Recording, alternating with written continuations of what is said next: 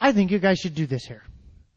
I think that there's enough excitement in this room that you know that this is a good thing that you can do for yourself, put out an open invitation to everybody else who wants to participate in this form of self-governance.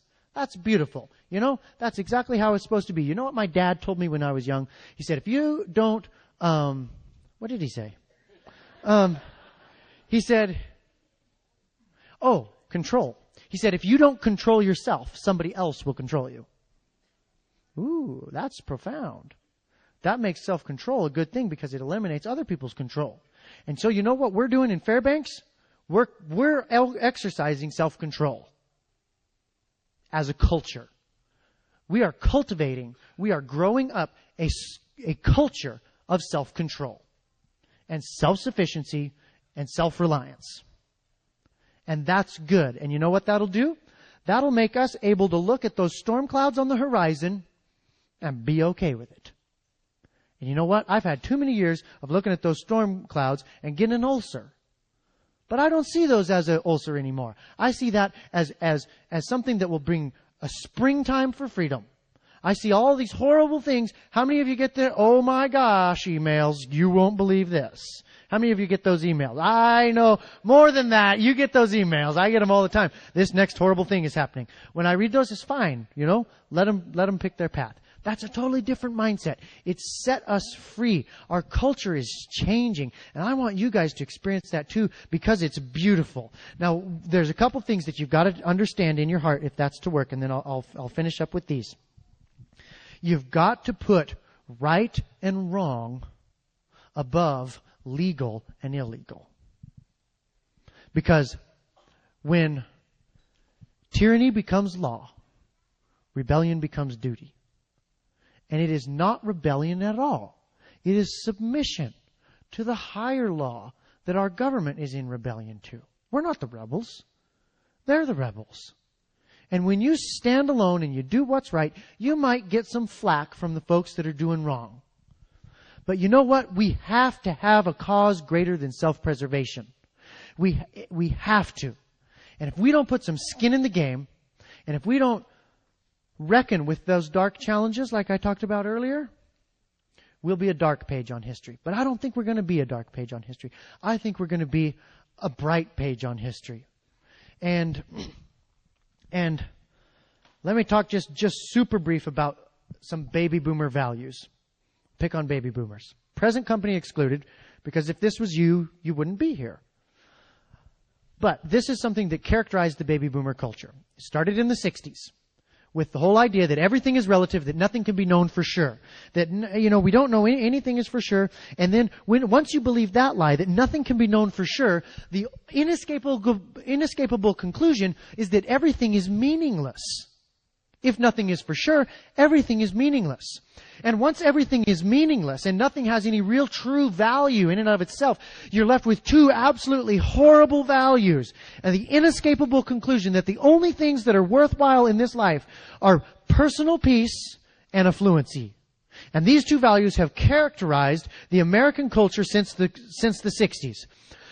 Affluency, meaning that the abundance of things. And there's nothing wrong with that. I'm a capitalist, you know, and think that's great. That's what we're commissioned to do. But when that is your primary and your only focus and success is measured purely by your accumulation of things, that is bad news. That's affluency.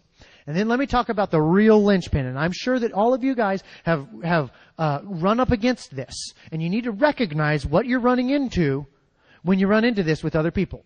And that is personal peace. Personal peace means I want to be left alone. I do not want to be disturbed for any reason by anyone, regardless of what that means for my children or my children's children. Here's when you will see that despicable value rear its head. When you try to talk to somebody about these ideas, when you try to talk to somebody about the way that our government is headed, and they fiercely defend their ignorance. Have you had that happen? They fiercely defend their ignorance. What they are doing is they are protecting their personal peace. I do not want to be disturbed by anyone for any reason. It's time for those values to go away.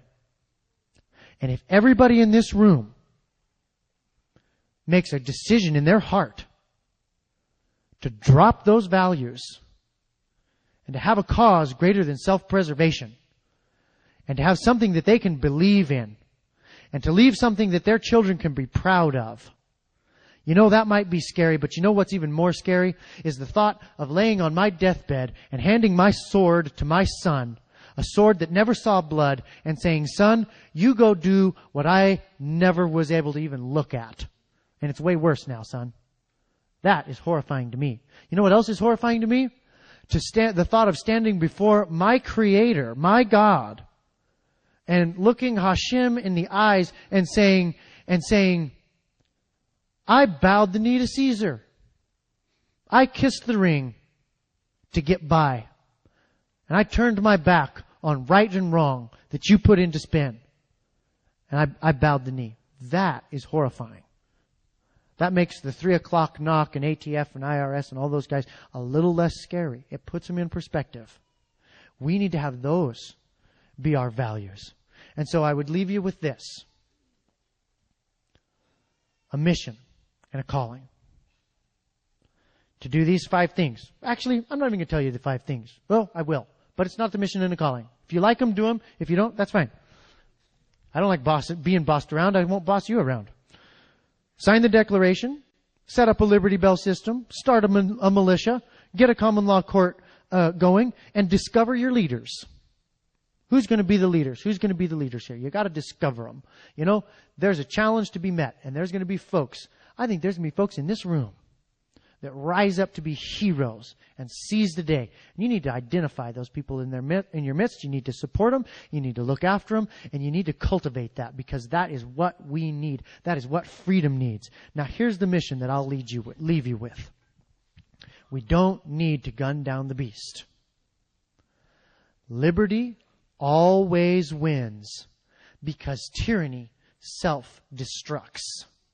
What we need to do, and here's the mission, and I want you guys all to strongly consider this being your mission, is that we need to guard the seeds of liberty.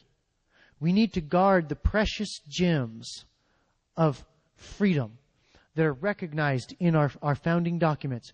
We need to take those seeds of liberty and we need to protect those through this fiery shakeout of the natural consequences of the irresponsible actions of our run-amok government.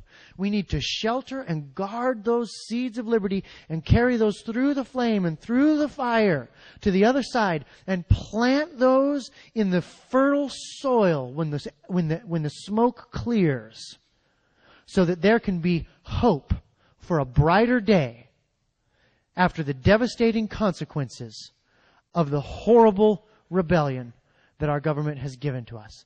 Let's be characterized by what we love and work towards that, and let what we hate run its own natural course. That's my appeal, and I know that you will seize the day. Thank you.